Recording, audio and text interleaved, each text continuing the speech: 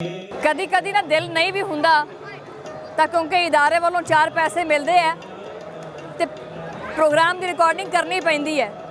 लेकिन अज इस मुकद्दस जगह पर आके मेरा कोई दिल नहीं करता पिया प्रोग्राम करन दा।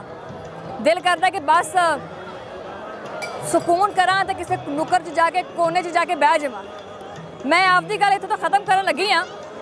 इत्थे आके जो मेरे तासुरात ने वो भी और जो मेरा पैगाम है वो भी जोड़ा मैं देना चाहनी हाँ, खास करके भारतीय सरकार नूं कि पाकिस्तान ने हमेशा इस चीज़ का सबूत दिता है।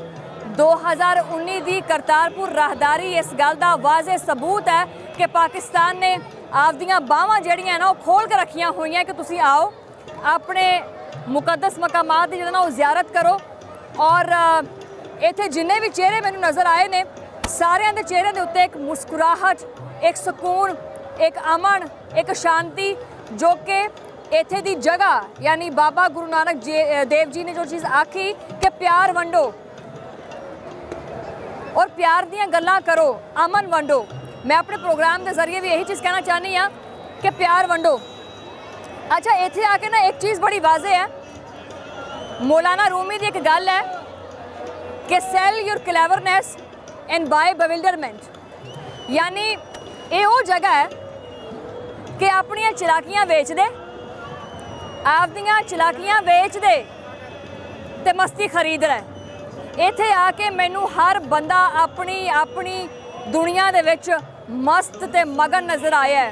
किदी केड़ी लैह है वो लैह लैके वो अपनी बैठा होया है। ते सरकारां चाहे इधर दियां होण या चाहे उधर दियां होण, मज़हब के उत्ते कभी भी सियासत नहीं करनी चाहिए। पाकिस्तान ने जोड़ा है ना वो सिखां नूं वीज़े जोड़े वो दिते, उधरले पासों 250-300 लोगों के जोड़े वीज़े ने वो रोक दिते गए। लेकिन कोई गल नहीं, अमन का एक पैगाम शुरू तो होया। चलो गल वधी ना वधी, गल टुरी तो सही। हुण इत्थों मैं टुरी हाँ किसी होर पासे नूं। बाकी प्रोग्राम 4 शफेरे दे विच तुहाडे नाल मुलाकात हुंदी रहेगी। इत्थों मैनूं दिओ इजाज़त। अल्लाह निगहबान।